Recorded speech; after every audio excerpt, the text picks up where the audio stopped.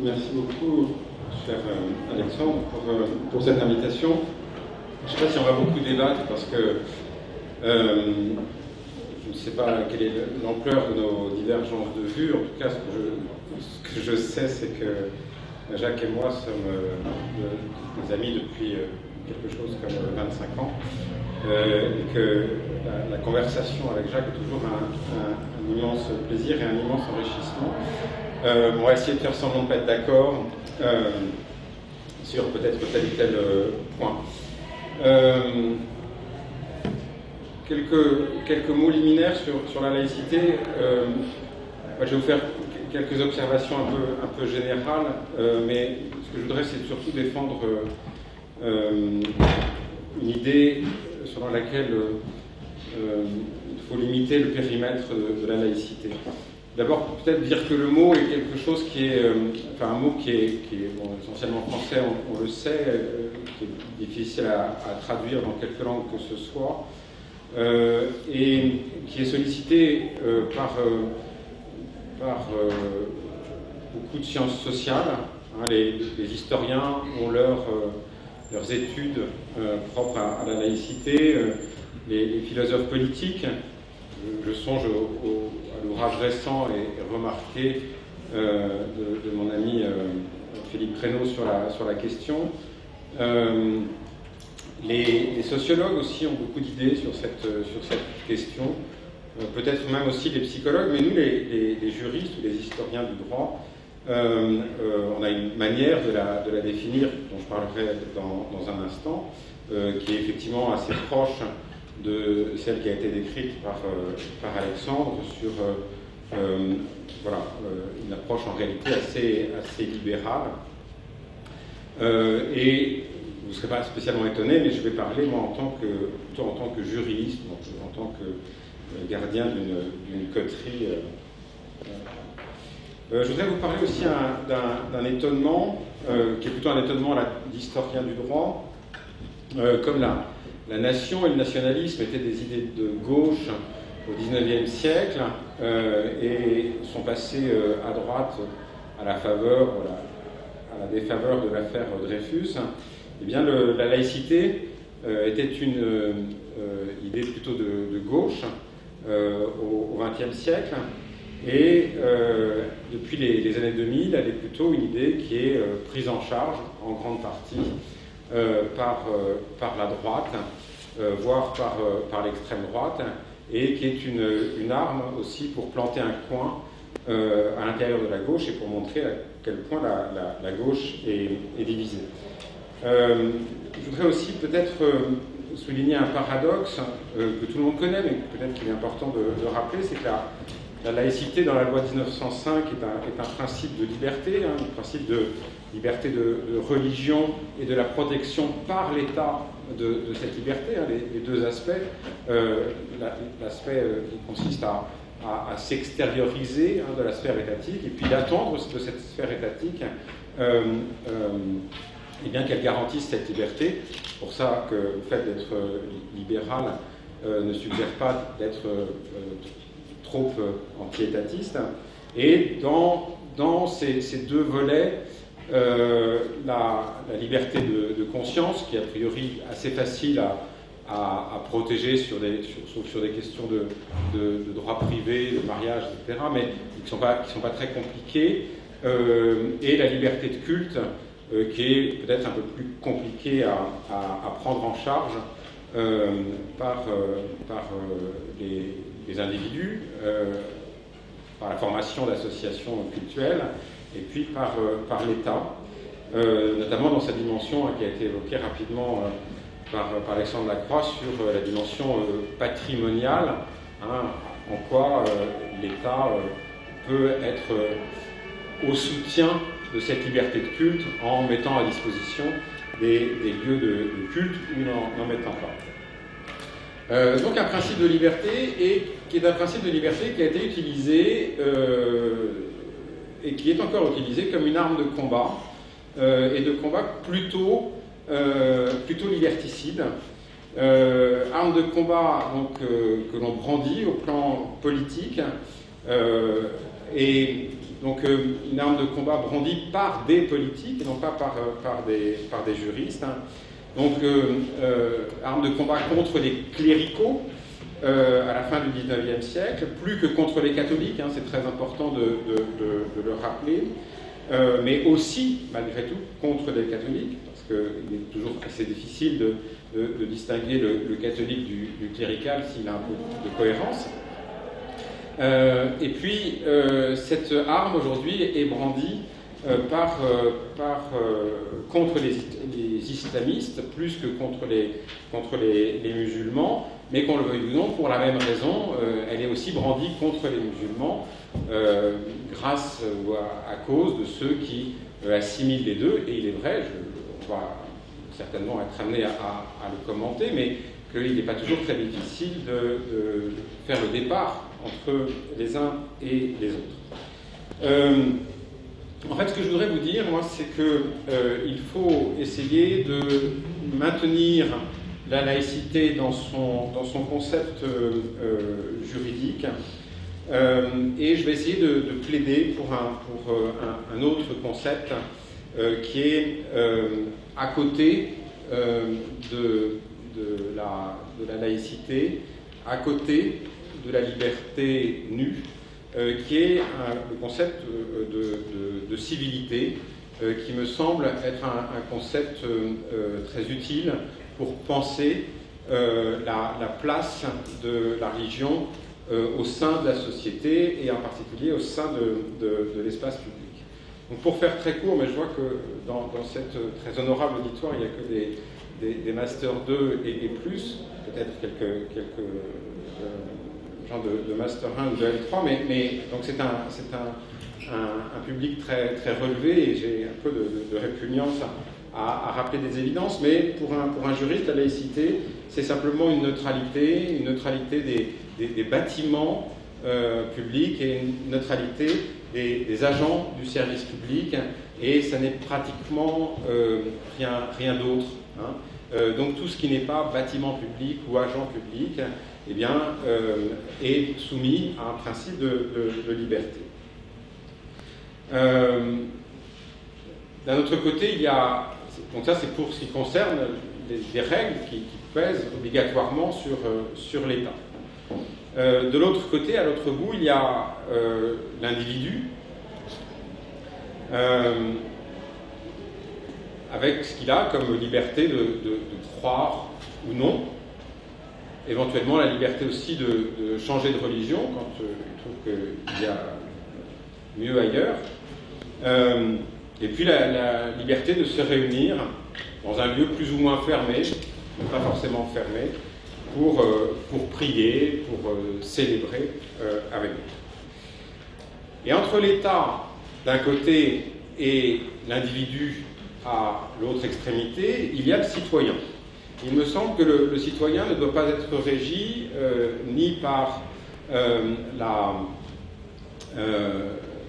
l'obligation, hein, par la laïcité, par la neutralité, ni non plus par une liberté nue, mais il doit s'auto-régir par la civilité, qui est un terme un petit peu ancien, un petit peu désuet maintenant, mais qui est revenu un petit peu sur le devant de la scène par son antonyme, qui a fait son apparition dans les années 90 et un peu plus abondamment dans les années 2000, quand on parlait des incivilités, vous savez, ces petites choses du quotidien qui pourrissent le vivre ensemble. Vous savez, l'image, c'est aussi l'image de ces actes qui sont des nuisances, les actes nuisibles à la société, dont parle l'article 5 de la déclaration de 1789. Qu'est-ce que c'est? Il y a une métaphore, d'ailleurs, que j'emprunte à Valentin Cassagne-Jam, une métaphore ou une analogie qui me semble intéressante, qui est l'analogie avec les animaux nuisibles. Les animaux nuisibles, ils ne sont pas des animaux de compagnie que l'on caresse et avec lesquels on tue son ennui. Ce ne sont pas non plus des animaux dangereux dont il faudrait se méfier, qu'il faudrait tuer ou parquer. mais ce sont des animaux comme des petits rats ou des petites souris qui, en permanence, nous pourrissent l'existence. Voilà, c'est quelque chose de ces petites nuisances qui ne méritent pas de grandes réactions, mais qui rendent la vie désagréable. Alors, quand on lit, par exemple, quelqu'un qui, a priori, est assez attaché à la question de la laïcité, comme le dictionnaire de Ferdinand Buisson, dans son édition 1787, il y a une entrée qui s'appelle l'entrée civilité, qui est d'ailleurs due à quelqu'un qui a eu une carrière très, très modeste, un certain Adrien Desprez, qui d'ailleurs était juriste de formation. Et pour décrire la civilité, il parle d'une convention sociale tacite, et il dit au fond qu'il y a une convention, c'est-à-dire au fond que chacun décide avec chaque autre de ce que doivent être les règles qui permettent de vivre ensemble.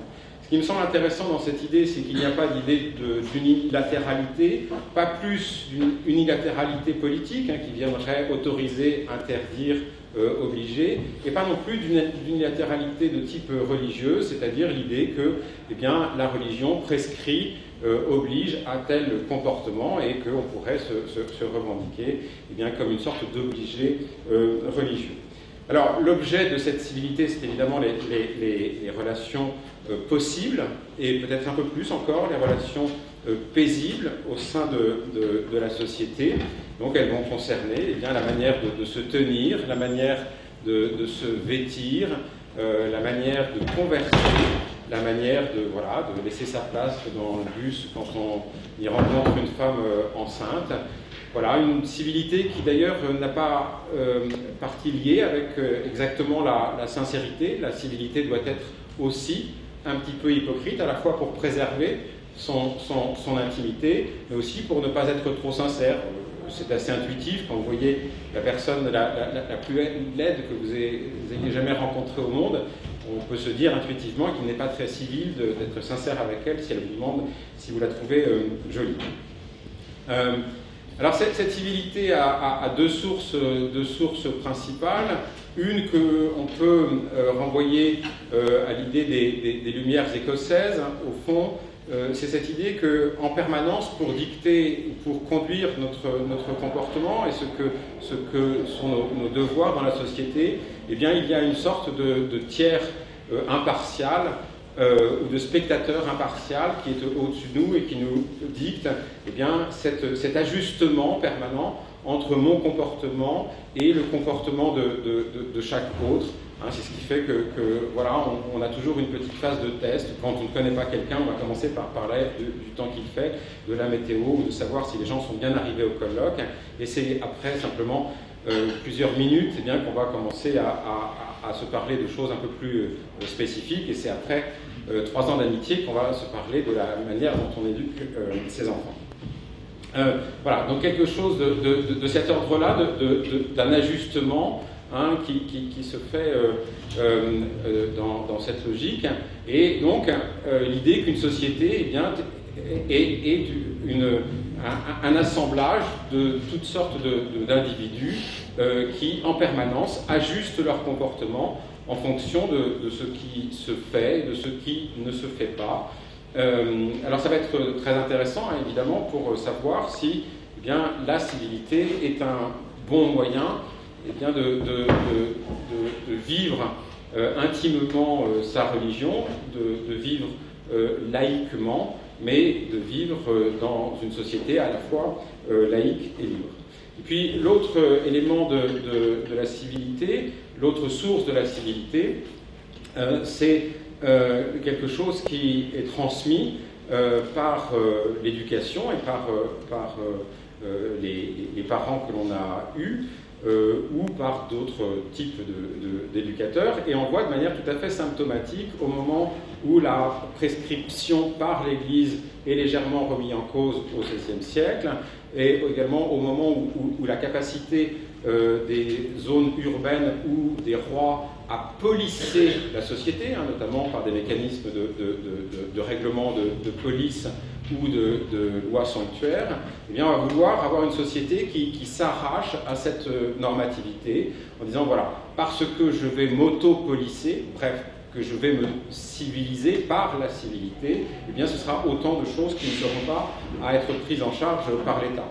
Donc ce qui est très important, c'est de voir que les manuels de civilité, à commencer par celui d'Erasme qui publie en 1530 la civilité puérile, et qui vont avoir une diffusion tout à fait considérable jusqu'à très récemment, et l'inénarrable David de Rothschild, eh bien, on va avoir une prospérité de ces manuels de civilité que l'on se transmet dans un cadre privé et par la société elle-même, et qui n'est pas prise en charge ni par l'Église ni par l'État.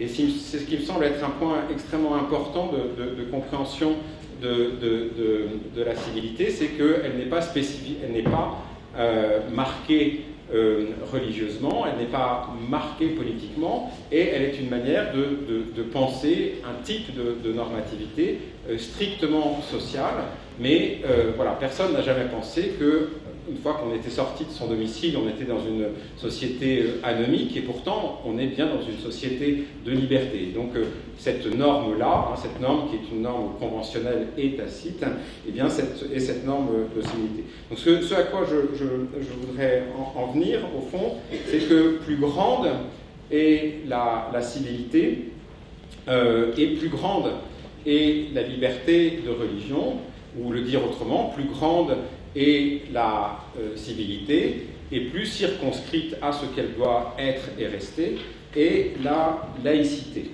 Et donc il ne faut pas essayer de faire se superposer, faire prendre en charge, si vous voulez, par la laïcité, la question de la civilité.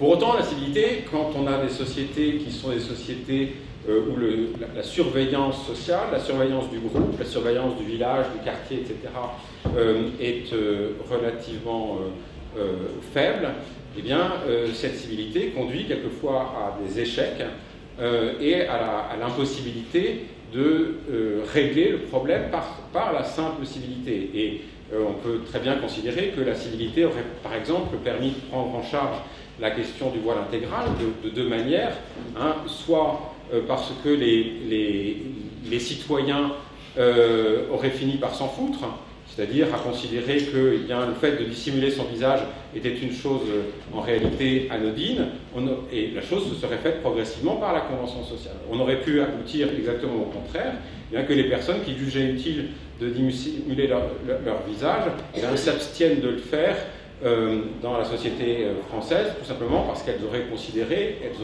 été suffisamment civiles pour considérer que ça ne se faisait pas. Et donc, il me semble que l'intervention du juridique et par conséquent l'intervention du politique a tout à fait sa légitimité en cas d'échec de la civilité. Mais il me semble que quand on en est là, eh bien cet échec doit être constaté un peu la mort dans l'âme, et qu'il eût été 100 000 fois préférable, bien que le législateur n'eût jamais à intervenir le 11 octobre 2010. Je voudrais ajouter un autre point qui est une anticipation d'une critique qui va m'être faite sur le concept de civilité, c'est que si on prend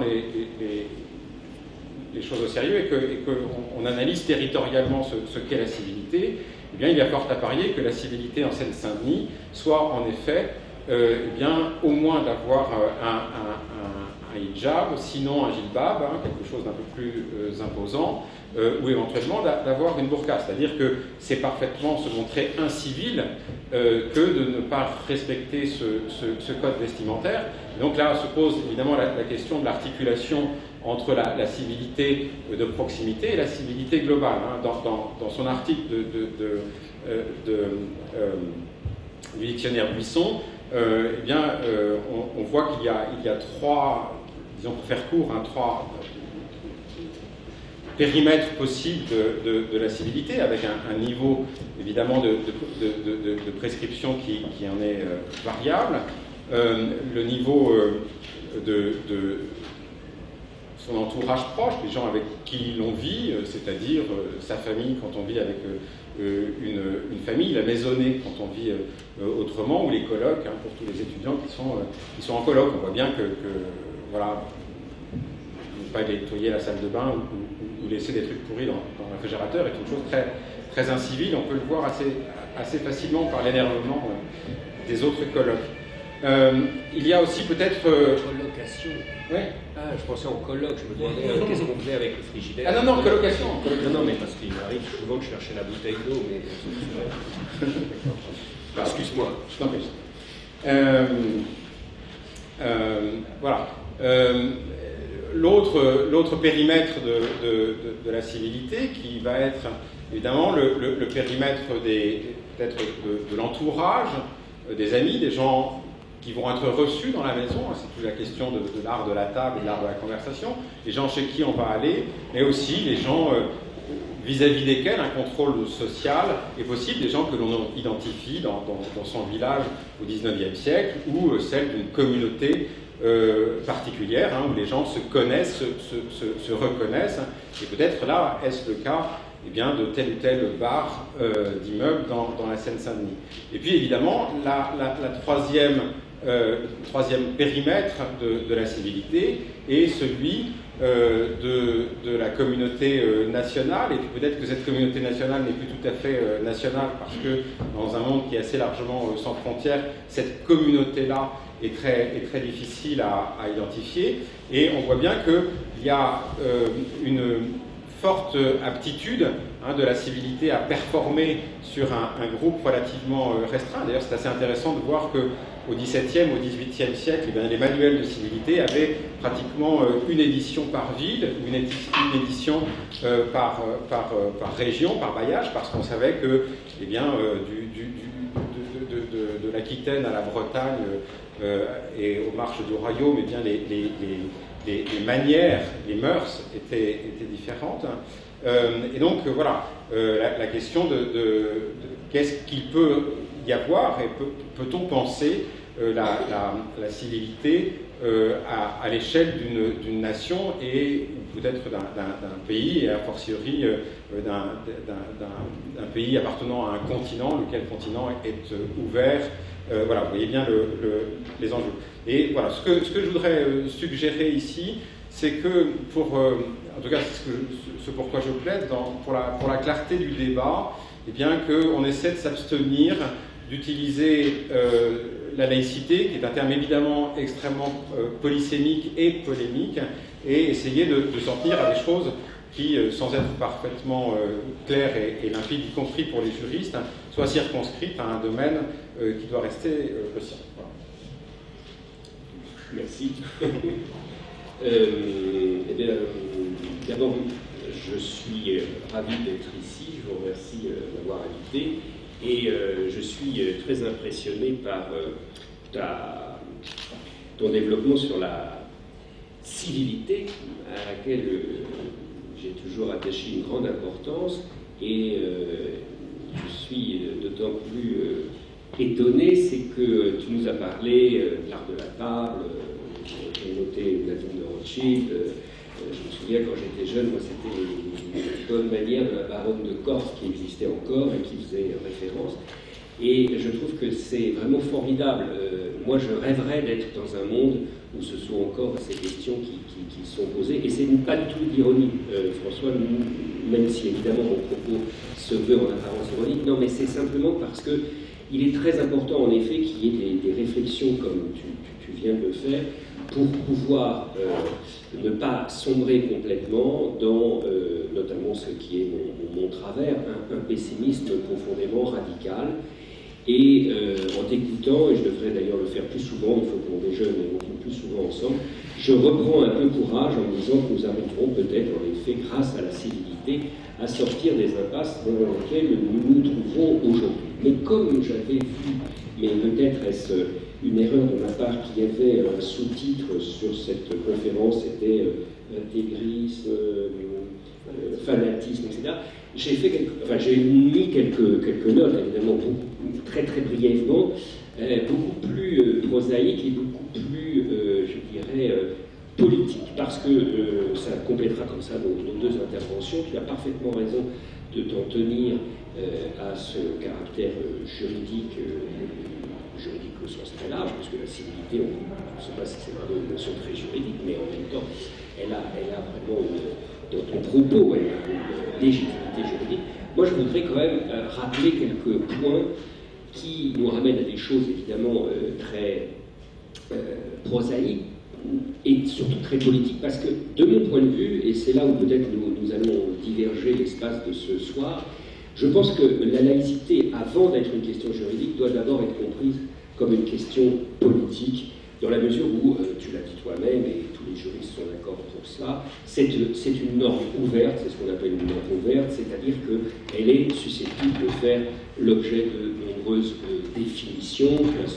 Tu as cité Buisson, on ne va pas en citer d'autres. Je pensais qu'on pouvait ne pas faire entre nous quelque chose qui relève du cours, mais simplement d'une discussion, et j'avais noté quelques points que je voulais vous suggérer et ouvrir par là même une discussion.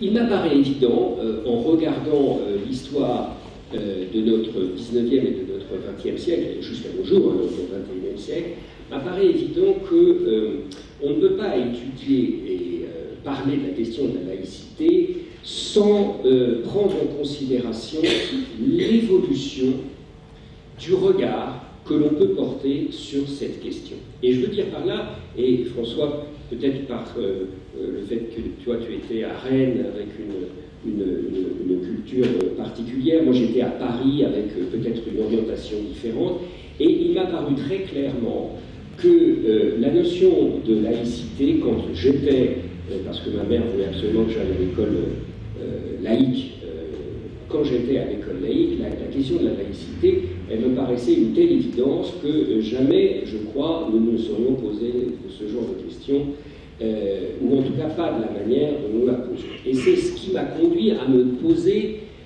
à m'interroger sur la façon dont aujourd'hui le débat est posé. Et il me semble, vraiment, quand on déroule, et c'est la lecture d'un livre de Philippe Portier, qui est, lui, partisan d'une laïcité, comme on dit, d'ouverture, ou de laïcité ouverte, laïcité inclusive, enfin on a trouvé beaucoup d'adjectifs pour cette question de laïcité. C'est en lisant son livre que je vous suggère, d'ailleurs, qui est un très beau livre publié dans des éditions universitaires, donc peut-être un peu moins diffus que nos propos, mais que nos livres, mais qui est très intéressant dans l'université de Rennes, au PUR, la presse universitaire de Rennes. Il a fait une histoire de la laïcité. Et il m'a paru évident, en le relisant, que, en fait, nous avons connu au XIXe siècle et au XXe siècle une évolution très marquante de cette laïcité. Au départ, très clairement, autour des années, vous savez que la laïcité n'est pas avec la loi de 1905, mais elle apparaît très grossièrement dans les premières lois scolaires de Jules Ferry dans les années 1880. On pourrait remonter bien avant, mais ça peut-être on le fera dans la discussion. Mais dans cette époque-là, à cette époque-là, très clairement, nous avions affaire à une laïcité de combat. La laïcité dont on parle à l'époque est dirigée, en effet, non pas contre la religion en tant que telle, mais contre ce qu'on appelle le cléricalisme, et c'est indéniablement une laïcité qui se veut extrêmement offensive et qui a pour objectif de remettre la religion à sa place, si on peut dire, c'est-à-dire l'État chez lui et la religion chez elle. Il s'agit donc des premiers pas de ce qu'on va pouvoir appeler une laïcité à la française, c'est-à-dire une laïcité qui vise avant tout, et là-dessus je diverge un petit peu de ta vision, qui vise avant tout à préserver l'État et l'individu contre le prosélytisme de la religion. C'est très marquant, y compris jusqu'au débat sur 1905. J'y reviendrai. C'est vrai que la loi de 1905 est d'orientation libérale. Je citerai Peggy, elle est conçue dans un esprit combiste, mais opérée dans un esprit beaucoup plus républicain. Simplement, ce qui conviendra de voir entre nous, c'est est-ce que ce libéralisme républicain tel qu'on le concevait en 1905, tel qu'on le voyait chez Briand, tel qu'on l'a vu aussi chez Jaurès, est-ce que c'est le libéralisme, disons, multiculturaliste d'aujourd'hui? Ça, j'ai beaucoup de difficultés à le concevoir et je voudrais ensuite en parler avec vous. Bon. Mais ce qui est plus intéressant surtout, pour arriver jusqu'à nos jours, c'est qu'il y a eu ensuite, et c'est assez difficile à la dater, il y a eu une séquence nouvelle qui s'est ouverte, et je pense qu'on pourrait la dater de 1924, au moment justement où le cartel des gauches a renoncé à étendre la loi de 1905 à l'Alsace-Moselle, et où il a finalement compris qu'il n'y avait pas d'intérêt à rouvrir la question religieuse. On peut alors à ce moment-là se dire qu'il y a eu une sorte de séquence qu'on pourrait appeler d'apaisement de la question laïque. Ça ne veut pas dire qu'il n'y ait pas eu, surtout sur la question de l'école, des tensions diverses et variées, mais il y a eu à ce moment, il y a eu jusque, disons, dans les années 1980, il y a eu une sorte de consensus mou autour de ce que pouvait signifier la question laïque, et la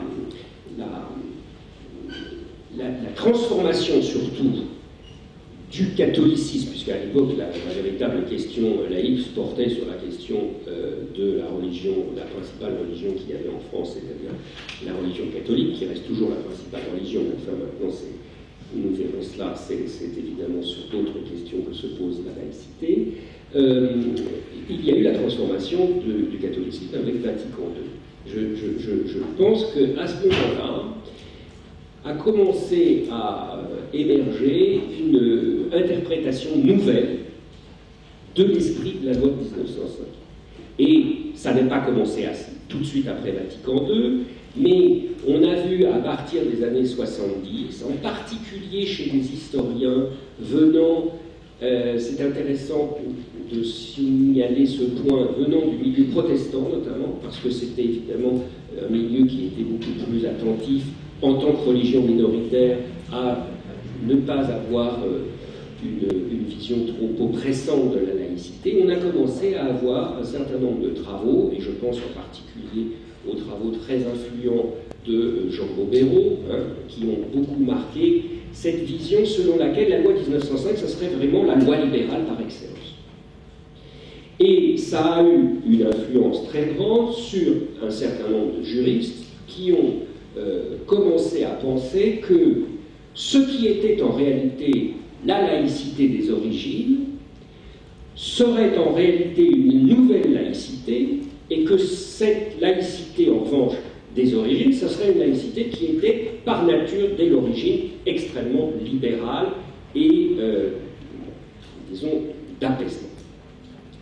Alors c'est dans ces conditions, alors je précise bien, le contexte le permettait, puisque face à l'État, il y avait une religion qui non seulement était redimensionnée, un peu affaiblie par la sécularisation considérable de la société française des années post-68, et puis qui avait elle-même un discours beaucoup plus ouvert. C'était l'Église de post-Vatican II qui indéniablement ne posait plus aucune difficulté à l'État, quasiment plus aucune, dans son expression. Les choses ont considérablement changé à partir, disons, de la fin du XXe siècle et du début du XXIe siècle, à la suite de plusieurs facteurs qui ne touchent pas d'ailleurs uniquement l'émergence d'une nouvelle religion sur le territoire français, c'est-à-dire l'islam, mais j'y reviendrai, mais aussi sur le fait que, pour des raisons qui sont très compliquées à expliquer et qui relèvent de ces phénomènes que nous adorons et en même temps que nous avons tant de mal à rendre compte, c'est le retour, ce que certains ont appelé le retour de la religion. J'aurais tendance à dire, je l'ai écrit un peu dans la question du blasphème, est-ce qu'on ne peut pas parler aussi du recours à la religion, plus que du retour à la religion? De toute façon, que ce soit dans un cas ou comme dans l'autre, il y a eu à nouveau la question religieuse qui s'est de plus en plus posée dans le débat public.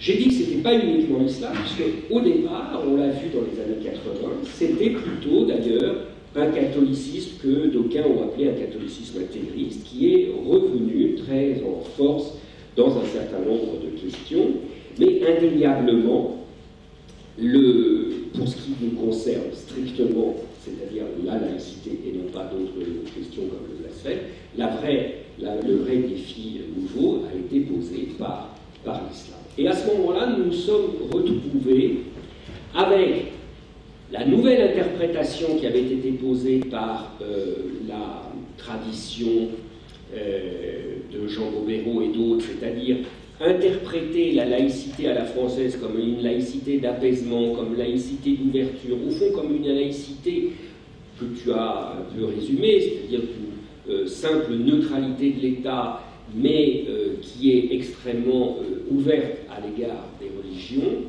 ce qui, de mon point de vue, n'était pas exactement l'esprit d'origine de la loi de 1905.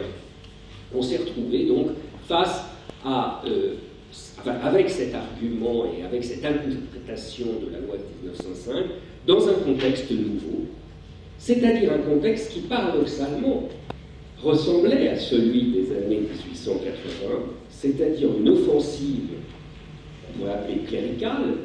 Les années 1880 n'étaient pas marquées par une offensive cléricale en tant que telle, elles étaient marquées par une défense par les institutions ecclésiastiques du pouvoir qu'elles avaient réussi à obtenir à nouveau depuis la Restauration et depuis surtout le Second Empire. Donc on s'est retrouvé avec une offensive religieuse, une offensive cléricale, dans un contexte où la loi de 1905 avait été interprétée de manière extrêmement libérale, plus libérale de mon point de vue, que ne le soulignait véritablement l'esprit et la lettre des rédacteurs de 1905. Ce qui a fait que pendant plusieurs années, regardez par exemple sur cette question du voile, depuis l'arrêt du Conseil d'État de 1989 jusqu'à la loi de 2004, il y a eu une vaste hésitation pour savoir si on pouvait intervenir dans le cadre du port du voile dans les écoles. Est-ce que ce n'était pas une violation de la liberté de conscience des élèves? Alors que nous avions, si on avait pris la peine de regarder un peu plus en détail ce que avait produit le corpus républicain sur la question, nous avions la réponse, on en a parlé avant le début de cette conférence. Il y avait eu des cas semblables qui s'étaient posés d'un point de vue politique, mais ensuite la République l'a étendu aux questions religieuses. C'était en 1936, et je cite, heureusement c'était 1936, c'est-à-dire le Front populaire, donc pas du tout un régime que l'on pourrait considérer comme conservateur ou dit de droite, pour répondre d'ailleurs à ton idée selon laquelle la laïcité serait aujourd'hui plutôt de droite. C'est qu'en 1936, il a suffi d'une simple circulaire de la part du ministre de l'Éducation, Jean Zay, pour interdire d'abord tous les signes religieux à l'école, et puis les associations que l'on pourrait appeler, comment dit-on pour ne pas dire maçonniques, les associations de libres penseurs ont considéré que c'était tout à fait insuffisant de ne limiter que aux signes politiques. À l'époque, vous savez, c'était la question mettre des brassards vaguement nazis ou vaguement de droite radicale. Et donc, en 1937, Jean Zay prend une seconde circulaire pour interdire aussi les signes religieux. À cette époque-là, vous notez, la République ne se posait pas du tout de questions. Il suffit d'une simple circulaire. Il n'y a pas un Conseil d'État pour nous dire ah, c'est problématique, ça peut violer la conscience des enfants. Non, c'était une simple circulaire parce que c'était une évidence dans le contexte de l'époque que la laïcité à l'époque se concevait comme une protection de l'individu et de l'État contre le prosélytisme, soit politique, soit religieux. Donc, évidemment, ce changement de perspective, cette évolution, cette bonne volonté, d'ailleurs, n'allons pas chercher midi à 14h, de ceux qui ont voulu plaider pour une laïcité inclusive, pour une laïcité ouverte, pour une laïcité, il y a d'autres termes, je les retiens jamais bien parce qu'ils sont tous assez similaires. Une laïcité d'apaisement aussi, je crois, il y a ça, non, quelque chose de ce genre. Tout cela s'est heurté, si vous voulez, s'est télescopé avec une nouvelle offensive religieuse et n'a pas été, me semble-t-il, capable de bien saisir l'enjeu nouveau qui se posait. C'est pour ça que je disais que François était un homme optimiste et il en faut beaucoup, et je le remercie d'ailleurs. Et moi je suis un pessimiste, ce qui ne m'apportera d'ailleurs rien si ce n'est quelques ulcères supplémentaires. Mais il faut tout de même prendre en considération les réalités du moment, les réalités politiques et les réalités religieuses. Il y a une offensive théologico-politique qui n'est probablement que minoritaire, mais d'une part, je pense que les minorités font l'histoire, donc ne les sous-estimons pas, ces minorités, et d'autre part, cette réalité, le plus grave, comme dans d'autres domaines d'ailleurs, nous parlions à midi avec d'autres amis universitaires dont un venait du Corse, il y a le même déni sur les situations de criminalité organisée, il y a aussi des dénis sur les problèmes, ce qui n'était pas ton cas, parce que tu as souligné qu'il y en avait évidemment, et que la civilité en Seine-Saint-Denis n'avait peut-être pas le même sens que la civilité rue d'Assas. Ce qui d'ailleurs, de mon point de vue, rend quand même assez difficile l'usage de ce concept, même s'il me semble très beau, dans la perspective qui nous réunit aujourd'hui, c'est-à-dire les menaces du fondamentalisme et de l'intégrisme. Je finirai, parce que finalement on parle, on déborde, hein, je pense qu'il faudrait pouvoir débattre avec la salle.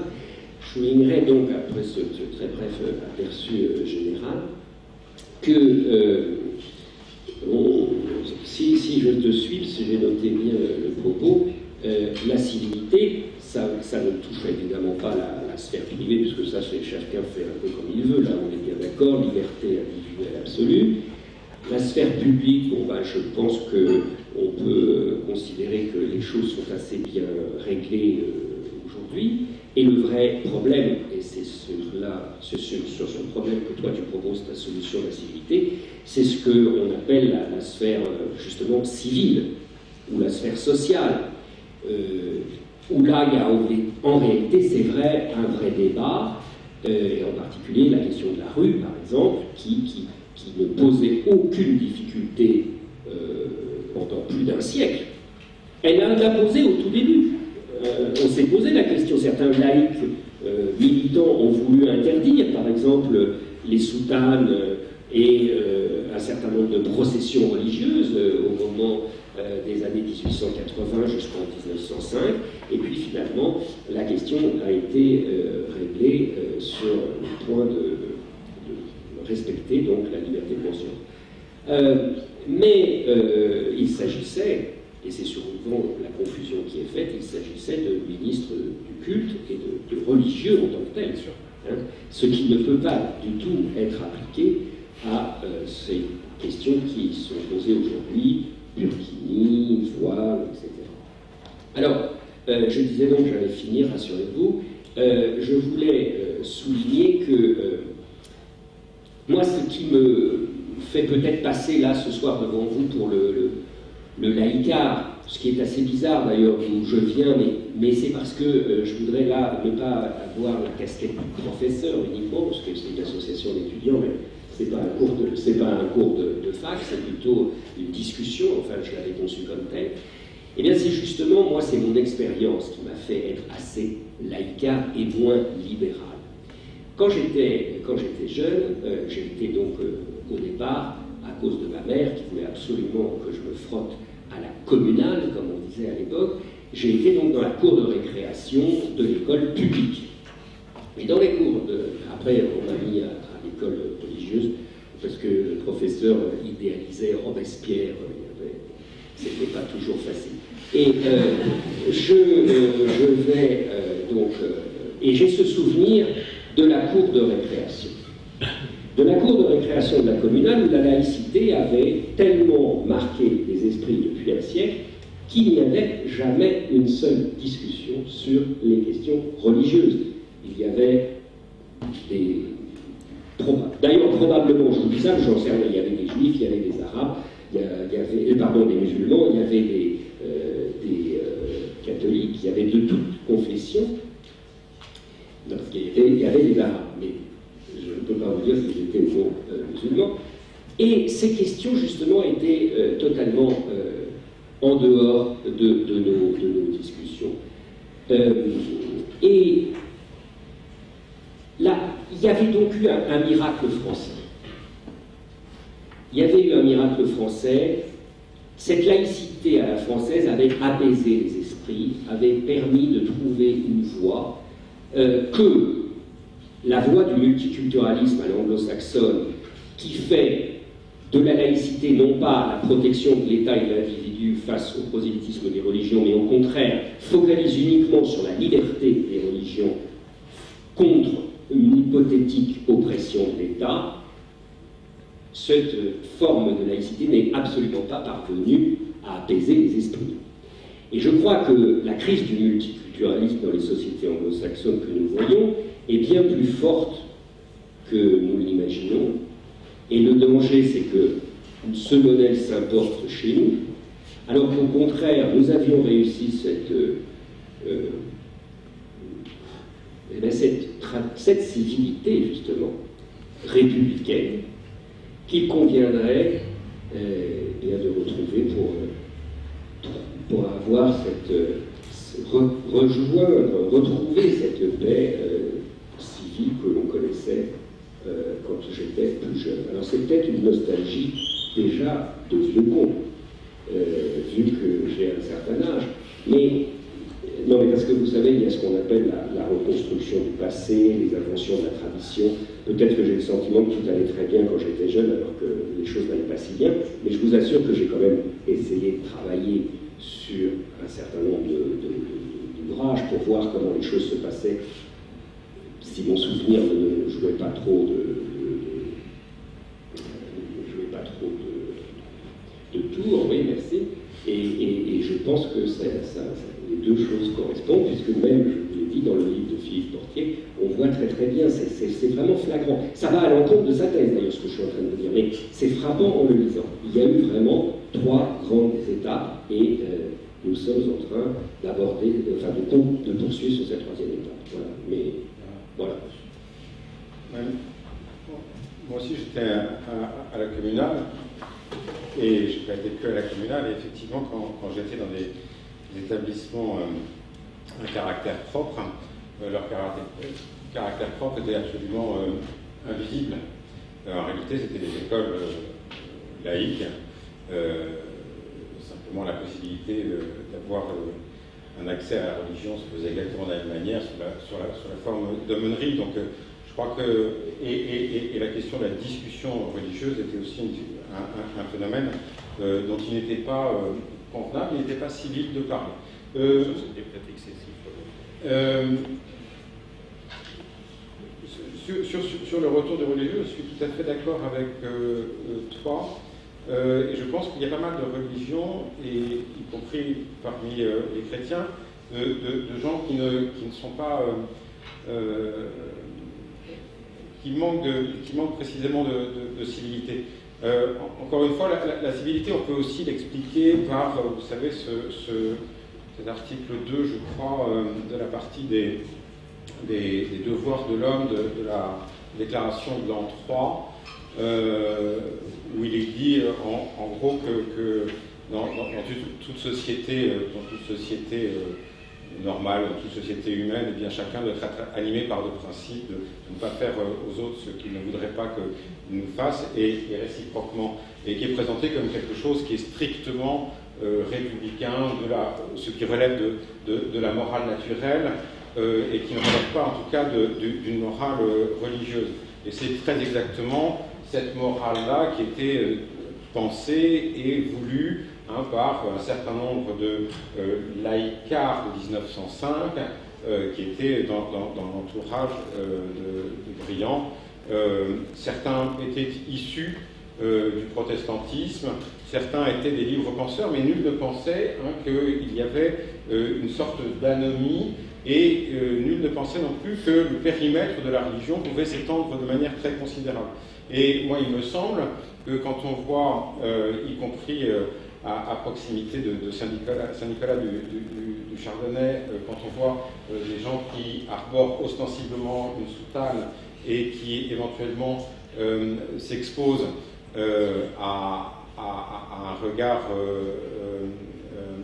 agacé, éventuellement à des insultes, eh bien, peut-être qu'ils peuvent aussi se dire que ce ne sont pas des martyrs d'une cause. Le martyr est une activité qui sied au djihadisme, mais qui ne sied pas nécessairement à tout le monde, et en tout cas qui ne fait pas nécessairement progresser grand-chose. Et qu'ils peuvent se dire aussi que, eh bien, un petit peu de retenue, voilà, si dans le sud de l'Italie, être en soutane fait que tous les 3 mètres, un napolitain demande la bénédiction du patré, eh bien en France, ça n'est pas tout à fait le cas. C'est peut-être, voilà. Ce que je veux dire, c'est qu'on est arrivé, je rejoins exactement ce que tu dis, peut-être pas avec exactement les mêmes mots, mais à ce que Philippe Reynaud appelle la catholaïcité, c'est-à-dire au fond cette espèce d'accord, de gentleman agreement, où l'Église catholique, après s'être faite un petit peu tordre le bras, a vu tous les avantages qu'elle avait à cette paix civile, et l'idée qu'il faille à un moment donné dire fermement les choses ne me paraît pas du tout embarrassant. Ce qui m'agace, si tu veux, pour le dire rapidement, je suis agacé comme toi par le multiculturalisme, et tu vois bien que je suis d'un libéralisme qui s'inspire à une source peut-être plus ancienne que ces tendances-là. Et il me semble qu'il faut aussi essayer de ne pas avoir trop retourné le sens des valeurs de la République. Les valeurs de la République ont été des valeurs qui ont été jugées essentiellement émancipatrices, et maintenant on en fait des armes de combat et des arguments voilà.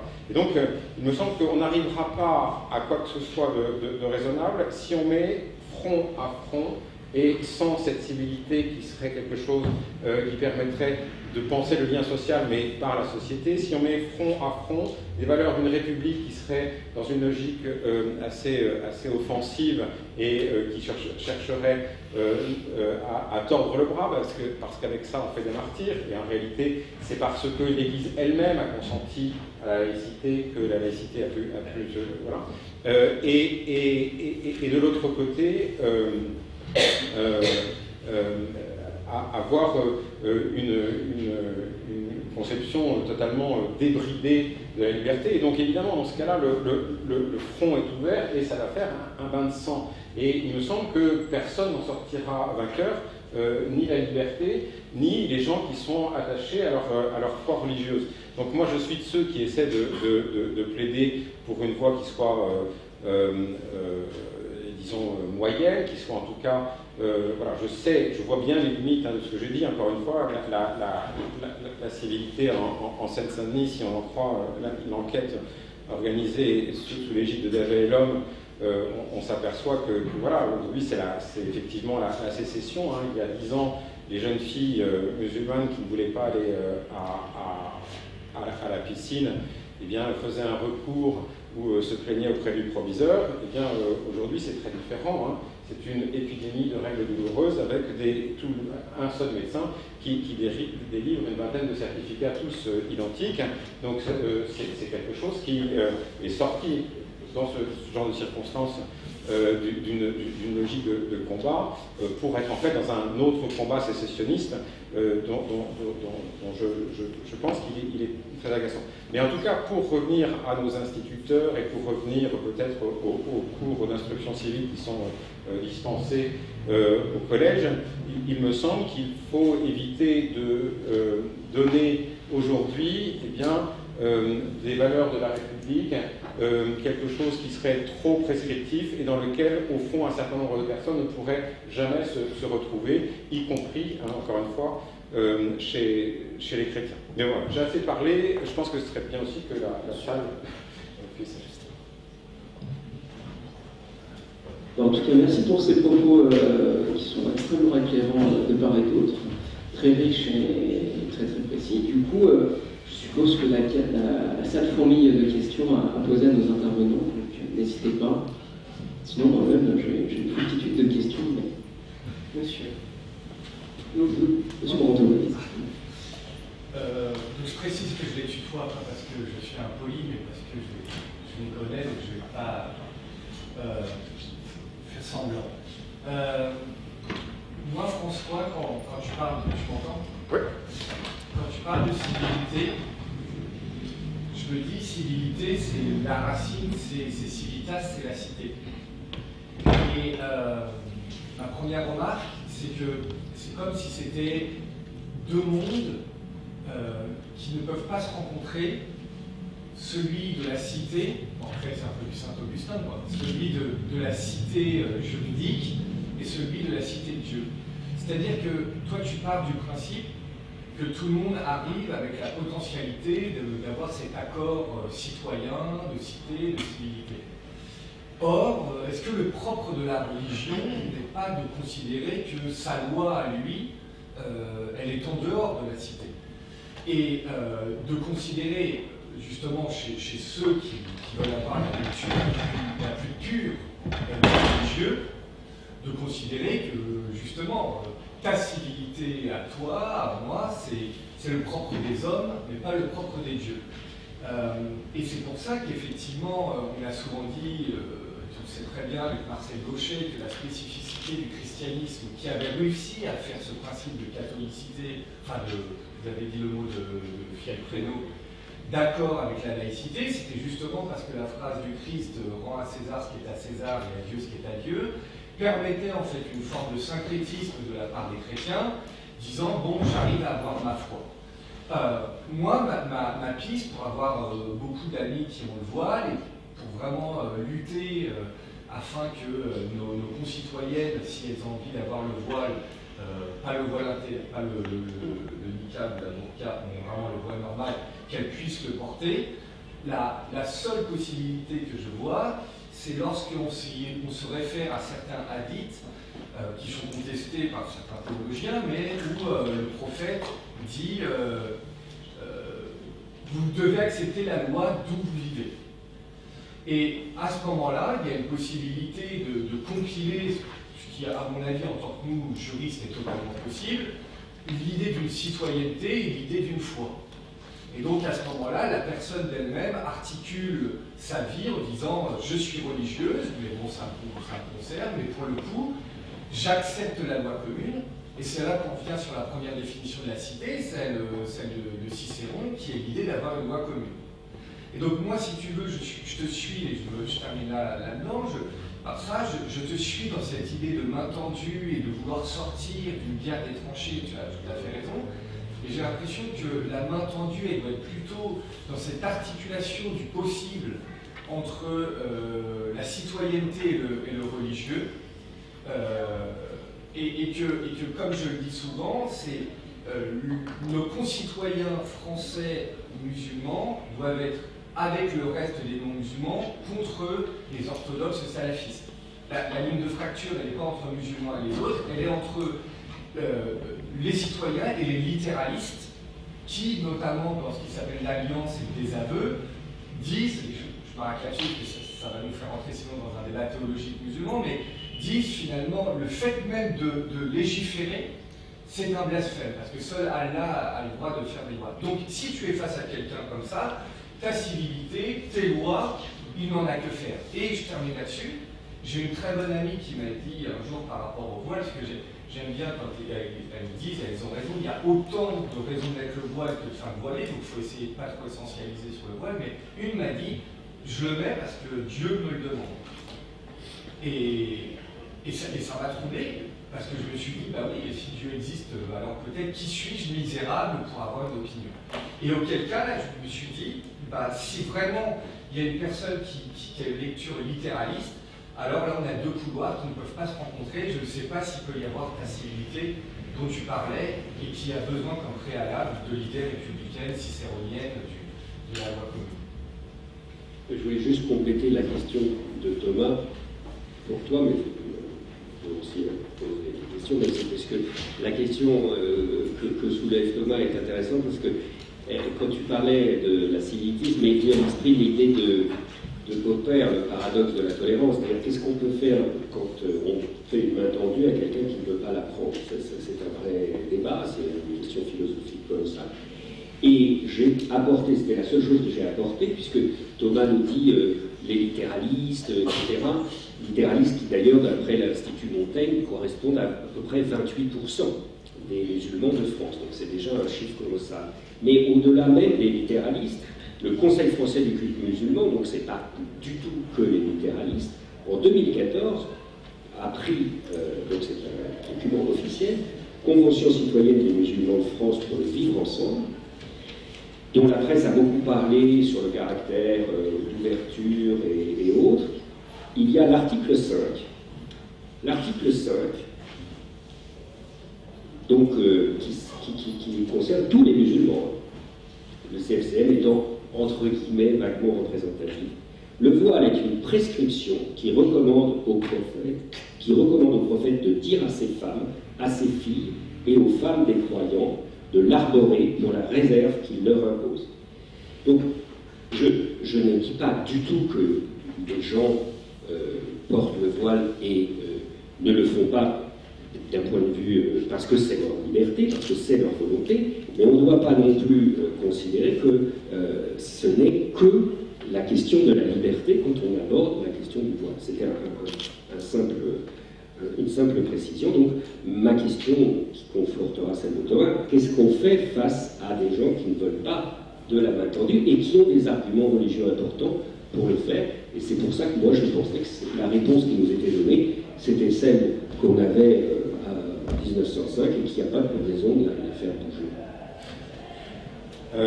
Bon, moi je ne suis pas théologien, donc je ne parle pas à la place des religions et non, je maintiens ce que je dis, c'est-à-dire que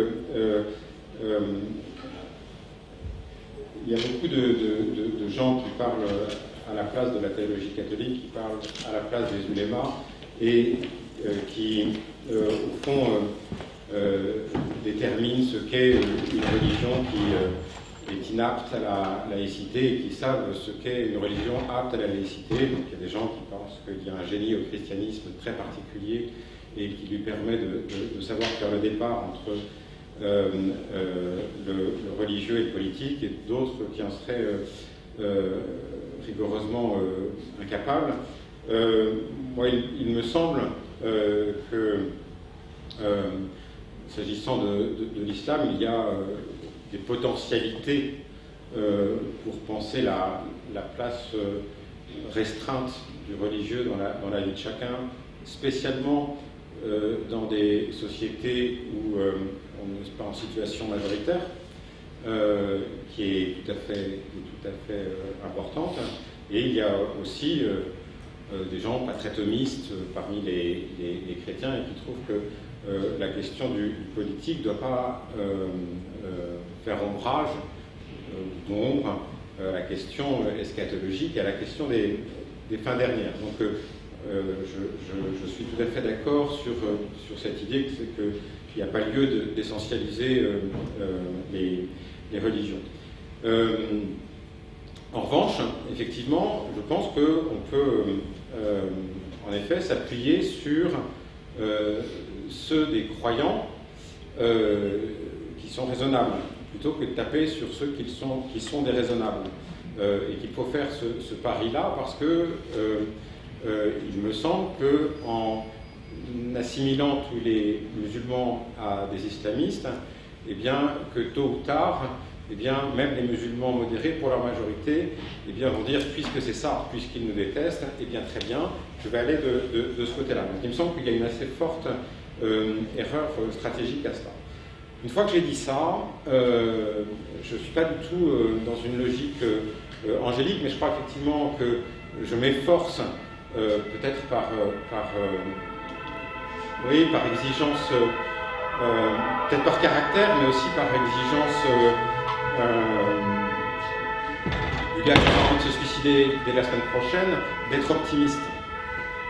Et je trouve que la posture de l'inquiétude est une posture trop partagée, et puis je trouve que c'est une posture qui est un peu qui est stérile. Soit on trouve que ça ne va pas et on agit, et on fait de la politique, on fait ceci ou cela, mais l'inquiétude sans action me semble pas une posture très raisonnable, sauf à être à alerter. Ce qui est effectivement peut-être la place des intellectuels, mon cher. Mais oui, merci, tu m'as donné quand même encore. Non, mais voilà. Non, en plus, je te connais par cœur, je sais que toi, tu penses que les verres sont à moitié vides. Moi, je pense à peu près le contraire. Mais voilà. Et je ne suis pas du tout aussi iréniste. Donc, je pense qu'il faut trancher et il faut aussi, effectivement, trancher quelquefois fermement. J'ai pris plusieurs fois position publiquement et en essayant d'y apporter quelques éléments doctrinaux supplémentaires en faveur de la loi de 2010. Mais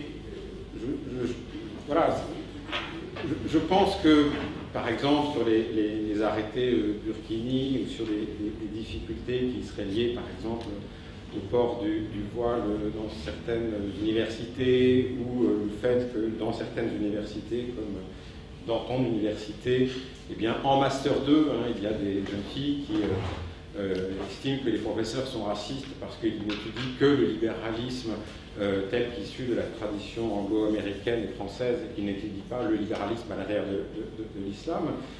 Donc évidemment, il faut être ferme, il faut être amené à trancher, mais toujours avec cette idée qu'il faut le faire non pas la fleur au fusil, mais la mort dans l'âme. C'est peut-être le point sur lequel... Mais autrement, je crois que ce que tu appelles citoyenneté, moi je pense qu'effectivement ce qui caractérise le citoyen, c'est effectivement de vivre sous la même loi, que cette loi soit pour une partie une loi politique, ce qui permet d'être à la fois citoyen dans un État libéral, et pour une autre partie, cette loi doit être la loi de civilité, qui fait que chacun peut être attentif à chaque autre sans avoir une matraque derrière le dos pour le faire. Je suis désolé de faire ça, mais je vais user de mon privilège d'avoir le micro pour moi-même poser une question justement relative à la civilité. Ici, on semble, c'est un concept extrêmement intéressant, beaucoup s'attacher à la civilité, on va dire, d'un certain type, d'une certaine catégorie issue d'une religion, et comment elle chercherait à s'adapter, on va dire, avec la République, à agir en citoyen. Mais est-ce qu'une partie de la solution, si on accepte ce concept très intéressant, c'est aussi la civilité des autres? Parce que, on va dire que le chrétien, peut-être pas, qui n'est pas messalisant, désormais, il y a très peu de chrétiens qui continuent encore à aller à la messe, mais ce qu'on appelle un peu le chrétien identitaire, qui aime son pays, aime son identité, et quand il montre une certaine fermeté, pour certains peut qualifier une certaine fermeture d'esprit, sans aller jusqu'à l'extrême, mais est-ce que lui aussi ne fait pas preuve de civilité? Parce que la civilité s'appelle le respect des autres, mais c'est aussi le respect de sa cité, de sa communauté et de son identité, et par conséquent, est-ce qu'on ne pourrait pas attendre une meilleure civilité donc, de certains intégristes, on va dire musulmans, s'il y a aussi ce que j'appellerais une civilité, mais là une civilité active, de défense de son identité, de son pays, posée par d'autres citoyens? C'est la thèse de Manon. Pierre Manon. Moi, je répondrai en partie en rebondissant sur ce qu'a dit François. Je pense que, oui, alors là, il y a un point avec lequel je converge entièrement. Je pense qu'il n'y a pas de particularité sur les religions, dans la mesure où, moi je ne suis pas tout à fait sur la thèse de Marcel Gauchet, on en a souvent parlé avec Gauchet, Je pense que Paul Venn a dit une chose très très juste. Il a montré que la singularité du christianisme lui vient surtout essentiellement de l'histoire de sa naissance. Il est né dans un monde qui était extrêmement juridicisé, il est né donc dans un univers marqué profondément par le droit romain, vous le savez donc tous, et à partir de là, c'est un peu naturellement, et d'ailleurs c'est dans un cadre très particulier de respect ou non de l'autorité de César, que lui vient cette phrase « Rendez à César ce qui est à César, et à Dieu ce qui est à Dieu ». Donc c'est pas qu'il y aurait une identité propre du christianisme, de respect du politique, et d'ailleurs, dans l'histoire du christianisme, il y a eu aussi des tentatives de théologico-politique. Elles ont toujours échoué parce qu'il y avait l'empereur, parce qu'il y avait le roi de France, parce que, bref, le césaropapisme, enfin tout ce que vous voulez, mais il y a bien eu des tentatives. Donc il ne s'agit pas de dire qu'il y a une religion qui est qui est plus vertueuse que l'autre, pour répondre à ce que tu disais, et donc des croyants raisonnables, je ne dis pas qu'il ne puisse pas y en avoir partout.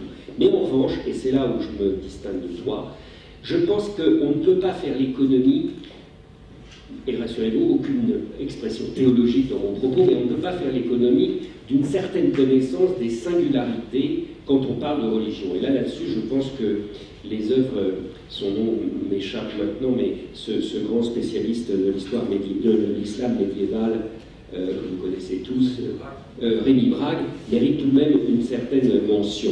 Il faut comprendre que quand on met le mot religion, on a souvent tendance, nous, je dirais les catholiques et les gens qui sont de tradition occidentale, à penser que toute religion est semblable. C'est-à-dire qu'au fond, on voit souvent dans l'islam une religion différente, mais on imagine que cette définition est à peu près la même que la nôtre. Donc je crois que c'est ça, parfois, l'erreur. Ça ne veut pas du tout dire qu'il faut, du coup, arriver à des traitements différents, mais puisque tu as parlé du Burkini, je voudrais donner un exemple pour expliquer le fait que cette différence peut avoir, selon moi, des conséquences pratiques qui, elles aussi, sont différentes. L'islam est très marqué, ce n'est pas la seule religion, d'ailleurs, le judaïsme est aussi marqué par cela, plutôt par ce qu'on appelle, enfin vous savez tous, l'orthopraxie que par l'orthodoxie. Donc la pratique a une dimension qui est très très très supérieure à ce qui se passe dans le christianisme, où croire est plus important que pratiquer. Donc cet élément a joué beaucoup et doit tout de même nous amener à ne pas complètement occulter ce phénomène quand on doit aborder des questions aussi compliquées, aussi cruciales que, par exemple, le port du vêtement. J'explique ce que je veux dire. C'est que ce qui devient très prosaïquement problématique dans certains quartiers notamment, puisque justement dans certains quartiers nous sommes non plus dans le phénomène que tu parlais de religion minoritaire, je souscris à ce que tu dis, mais quand on devient majoritaire. Et quand on devient majoritaire, le phénomène de l'orthopraxie génère une sorte d'impératif moral. On doit faire comme les autres parce qu'on devient très rapidement le mauvais musulman. Et il y a une sorte de, ce que j'appelle un peu vulgairement, de course à l'échalote, c'est-à-dire qu'il y a toujours le meilleur musulman sera celui qui est le plus pratiquant, le plus intégraliste, le plus littéraliste. Et c'est cette dimension qui est à toujours prendre en considération pour éviter justement que, et le Burkini faisait partie selon moi de ce cas de figure, c'est-à-dire que aussi au nom d'un libéralisme éthéré, on peut se dire mais après tout le monde peut mettre le vêtement qu'il veut sur une plage, mais si on laisse faire ce genre de pratique, très rapidement, ça sera celles qui ne le mettront pas qui seront montrées du doigt. Et donc, il me semble que la liberté risquerait de se faire à in fine au détriment de la liberté. Je sais bien que c'est un argument qui va passer pour quasiment réactionnaire, mais il ne faut pas tout de même ignorer ce point. L'orthopraxie, ça a des conséquences très problématiques et nous devons prendre en considération ce point. Oui. Sur l'orthopraxie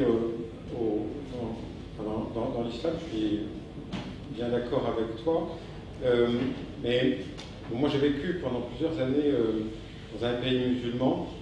Pays musulman, d'ailleurs, que je vois évoluer de manière de plus en plus radicale, hein, qui est le Maroc. Quand j'y étais, le port du voile pour une femme était de 50% et les filles étaient en pantalon avec des talons. Quelqu'un qui fumait pendant le ramadan était considéré comme quelqu'un mal élevé, mais on n'allait pas lui jeter des pierres. Tout cela est absolument terminé. Donc je ne minimise pas du tout cette évolution. Moi, je ne la substantialiserai pas parce que je pense qu'on peut trouver de longues périodes orthodoxes, mais aussi on peut trouver de très longues périodes orthopraxes dans le christianisme. Et si on joue à ça, on peut aussi s'amuser à parler du temps béni de l'Empire ottoman où la liberté régnait, où la coexistence entre les dhimmis et les autres était paisible. Donc on ne va pas jouer à ça, mais moi je ne veux pas du tout minimiser effectivement cette montée en puissance, cette montée des lectures littéralistes, de cette phénomène d'imitation communautaire qu'on pourrait aussi qualifier de civilité communautariste, hein, c'est-à-dire calquer et ajuster son comportement sur celui qui est immédiatement le voisin. Mais voilà, mais je reviens à ce que je disais tout à l'heure, même si on n'ignore pas cela, et on peut aussi très bien identifier le même phénomène chez un certain nombre de chrétiens qui se conçoivent aujourd'hui comme parfaitement minoritaires, et aujourd'hui, hein, les séminaires de prêtres en soutane sont pleins, et les séminaires de prêtres à petits pins avec une croix sont totalement vides, et ceux qui étaient les prêtres moyens il y a 20 ans, eh bien, avaient le pins, et maintenant ils ont un col romain. Donc toute cette extériorisation n'est pas propre à l'islam, mais elle est une tendance forte, et je suis tout à fait de ceux qui pensent qu'il faut aussi très fortement rappeler aux religieux, et y compris ceux qui sont chrétiens, eh bien, qu'ils vivent dans une société dans laquelle eux sont minoritaires aussi, et dans laquelle eh bien, une attention aux autres, c'est-à-dire une attention qui consiste à faire ce qui ne va pas trop immédiatement heurter le comportement de chaque autre, est souhaitable. C'est pour ça que je peux vous répondre, Alexandre, que la civilité ne peut pas se concevoir en disant il y a la civilité des chrétiens contre la civilité des autres. C'est tout à fait la logique inverse. Donc moi, ce que j'espère, même si je ne crois que à une mesure qui est modeste, mais qui me semble quand même nécessaire, je ne pense pas que... il y a la civilité familiale, qui est la chose la plus facile à acquérir, la civilité communautaire, et quand on est dans des logiques sécessionnistes, bien évidemment, ce à quoi il faut aspirer, c'est à la civilité de la communauté nationale, mais c'est pas en faisant en sorte que la majorité tord le bras à la minorité, que la minorité se laissera tordre le bras parce qu'elle se considérera comme la minorité peut-être martyre.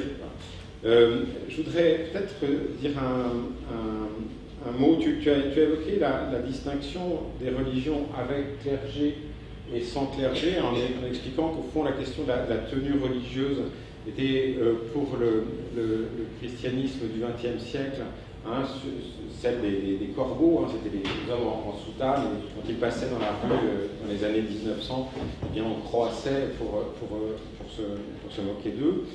Mais effectivement, le reste des croyants n'a pas de tenue particulière, et c'est effectivement un point relativement important. Peut-être un peu des serre-têtes de temps en temps, ou des... Enfin, si tu tombes comme Madame Boileau. Mais on voit bien que...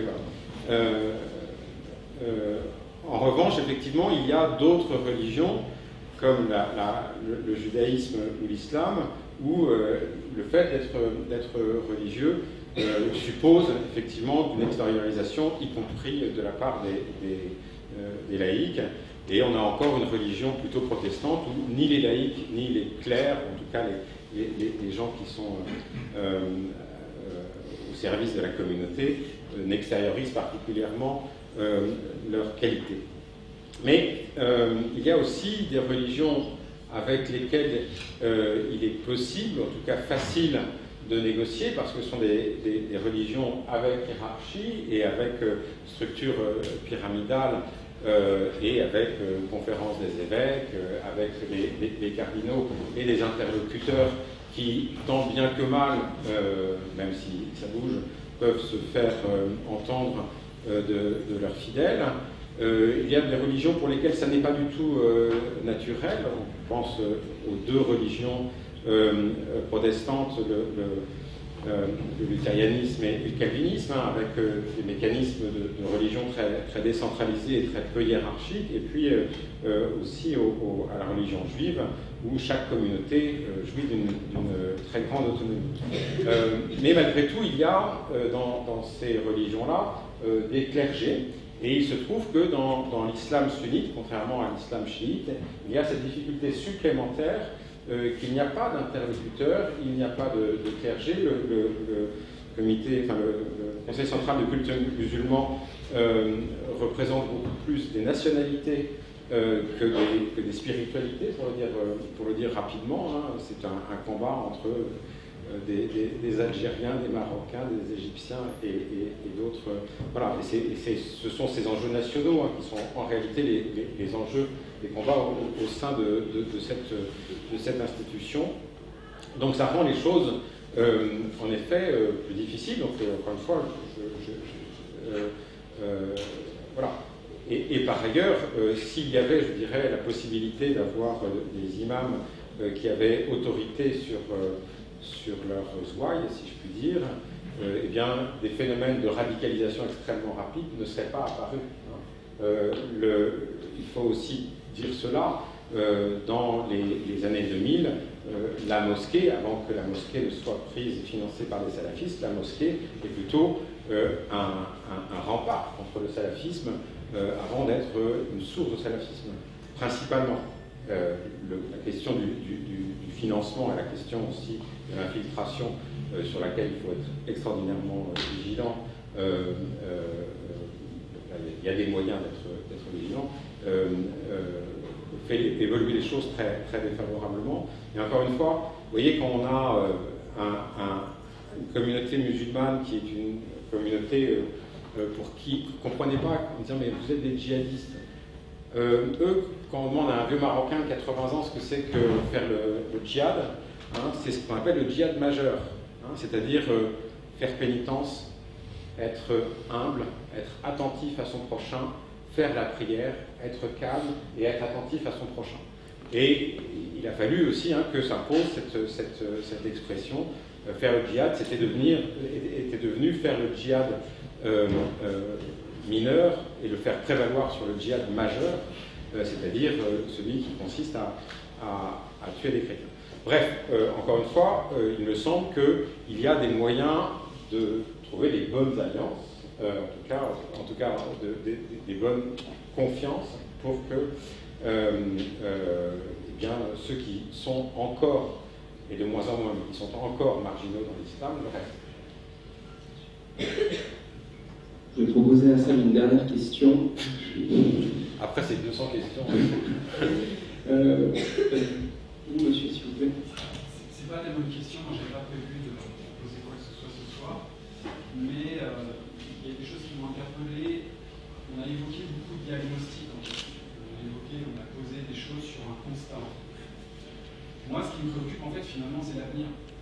Il y a quelques années, j'avais été faire un voyage en Jordanie et j'avais été marqué par un chrétien de Jordanie qui m'avait dit ils utiliseront vos droits de l'homme pour vous les confisquer. Et ça, en fait, ça m'avait marqué. Parce que je disais, mais non, t'inquiète, on a l'islam de France et tout, t'inquiète, ça va bien se passer. C'est pas le cas. Donc, moi, ce qui me pose problème, c'est l'avenir. Mon neveu, ma nièce, qui est en tant que France, donc il a été évoqué la communale. Qu'en fait, on était dans ce qu'on appelle le vivre ensemble.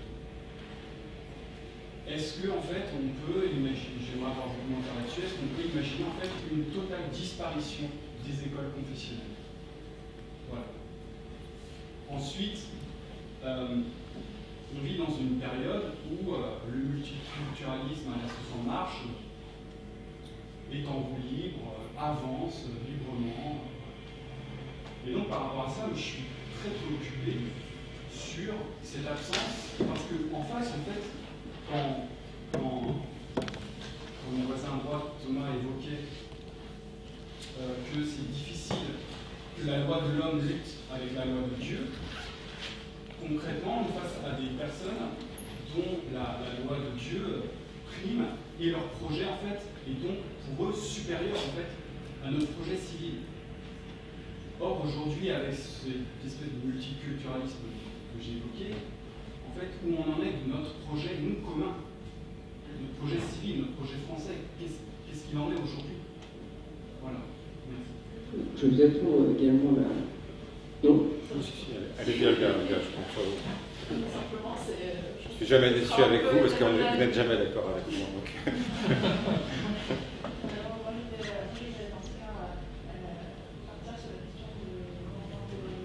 Je vais repartir sur la question de la civilité, mais en même temps la question des droits de l'homme.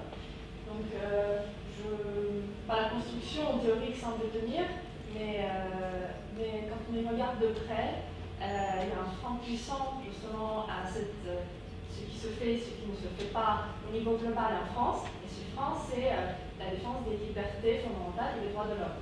Alors que justement, c'est ces mêmes libertés et ces droits qui sont un allié puissant des ça se fait, ça ne se fait pas en sens unique, par exemple, puisque c'est des minorités. Justement, c'est quelque chose qui combat ça se fait pas de la majorité, c'est-à-dire de la société dans son ensemble, c'est quelque chose qui défend la même chose pour les minorités. Du coup, même quand on écoute ce que dit la loi, vous avez dit que la loi a transformé la question, la laïcité en arme contre les libertés, en arme de combat, et même quand on les écoute, ils s'appuient sur la défense des droits. C'est très intéressant parce que quand on veut trouver ce socle commun, au fond, qui permet aujourd'hui la défense de la laïcité, ce socle commun, c'est les droits et les libertés. Et je trouve que ce socle même est un socle extrêmement fragile. C'est un socle de raison, c'est-à-dire on essaie de trouver un terrain commun d'entente. Je trouve que c'est un socle qui n'est pas du tout adapté à ce qu'on a aujourd'hui. Et que donc cette civilité, elle est elle-même contraire par ce socle de la laïcité. Donc il y a une espèce de paradoxe qui se crée là. Et qu'en fait, ce n'est pas la laïcité qui doit s'appuyer sur la civilité, mais c'est plutôt la laïcité qui doit devenir un allié de la laïcité, la laïcité qui doit défendre la civilité, c'est-à-dire qui doit permettre de réinstaurer une forme de civilité. Et du coup, je rejoins le propos de Michaud du deuxième exposé. Je trouve que la laïcité devrait régler un problème qu'on a au niveau de la société. Ce n'est pas la société qui doit défendre la laïcité. C'est plus pour toi que la question. Je répondrai d'abord à Loïc en deux mots, en fait, parce que, évidemment, je n'ai pas de réponse, parce que l'historien, normalement, il est payé pour justement analyser ce qui s'est passé. C'est quand même plus facile que pour devenir devin, parce qu'il y a des devins, hein, on en a beaucoup, les Jacques Attali ou l'Élysée, vous savez exactement que c'est le contraire de ce qu'il dit qui va arriver, donc je ne voudrais pas tomber dans cet excès, si ce n'est pour avoir les mêmes nombres de ventes, mais ça, c'est hélas un talent que je n'ai pas. Non, moi je voudrais juste dire une chose, et en effet, François ironisait parce que je suis un pessimiste, donc évidemment vous imaginez la réponse, enfin tu imagines, parce que on se connaît, la réponse que je pourrais apporter, mais je voudrais la faire un peu mieux, et en soulignant un point qu'avait dit une spécialiste de la laïcité qui s'appelle Catherine Kinsler, qui me semble être une femme qui a émis des travaux très importants sur la question. On est dans une sorte de ligne de crête extrêmement compliquée et très très délicate entre, et je notais ce qu'elle disait, entre la tendance vers les accommodements raisonnables que vous critiquiez et qui peut conduire par accommodement raisonnable à accommodement raisonnable à accommodement raisonnable jusqu'à le livre de Houellebecq Soumission, ce qui fait quand même froid dans le dos. Et puis l'autre tendance qui est aussi problématique, parce que moi je partage là-dessus, nous nom de la même matrice à l'origine, tendance libérale de François, c'est la logique du coup totalement identitaire. Au fond, la France, c'est une terre de culture catholique, de tradition, etc., millénaire. Et évidemment, à ce moment-là, ce qui va aboutir, et c'est peut-être pas toujours la seule solution qui se présentera, mais elle est tout de même, de mon point de vue, assez terrifiante, ça aboutit à la guerre civile. Donc nous nous trouvons dans une sorte de ligne de crête, et c'est pour ça que moi je dis, soyons peut-être un peu plus fermes et nous retournons à cette laïcité d'origine qui avait quand même un mérite, c'est de poser à la société un certain nombre de règles, mais sans aller jusqu'au combat totalement identitaire, qui à ce moment-là, j'ai lu une statistique officielle, je crois que dans 20 ans, c'est 30% de la population française qui sera musulmane. Là, on va aller au choc alors, à la Huntington. Oui, on devrait tous lire Soumission, d'abord parce que c'est un grand écrivain, Houellebecq, et en plus parce que ça dérange.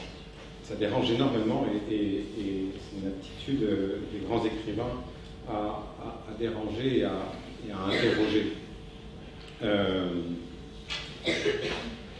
Bon, les gars, je pense que la présentation que vous faites des droits fondamentaux est une présentation qui ne correspond pas très exactement à ce qu'on peut identifier comme étant la jurisprudence du Conseil d'État dans les premières années de l'application de la loi de 1905, du Conseil d'État, y compris dans ses différents avis dans les années 80-90, et du Conseil constitutionnel quand il a été amené à prendre le relais. Effectivement, la tendance naturelle des droits fondamentaux est évidemment à l'émiettement d'abord de l'individu et à l'émiettement par groupe. Et sa tendance naturelle est plutôt d'être une légitime défiance envers l'État. Et c'est pour ça que je me suis j'ai pris le soin d'indiquer en début d'exposé que la liberté n'était pas hostile totalement à l'État, parce que, évidemment, sans État pour garantir la pleine réalisation des droits, on n'aurait pas grand-chose. Ce que je note dans l'évolution des conceptions relatives aux droits fondamentaux, et il suffit de regarder la décision du Conseil constitutionnel de 2010, eh bien, elle considère que pour toute question de cette nature, il faut réaliser le fameux triple test qui permet de mettre en regard eh bien, des impératifs d'ordre public avec des droits et des libertés. Donc, est-ce que la mesure est adaptée, est-ce qu'elle est nécessaire et est-ce qu'elle est proportionnée?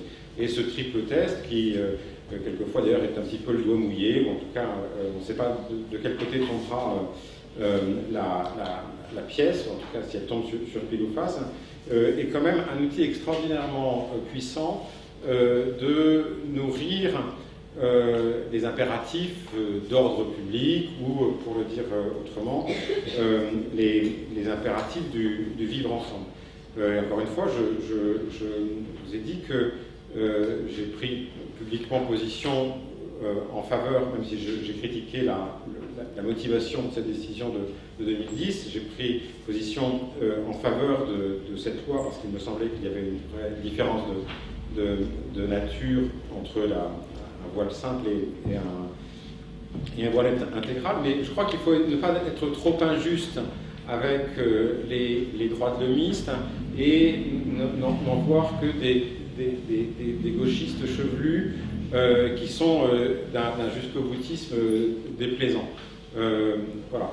Et j'ajoute que quand il y a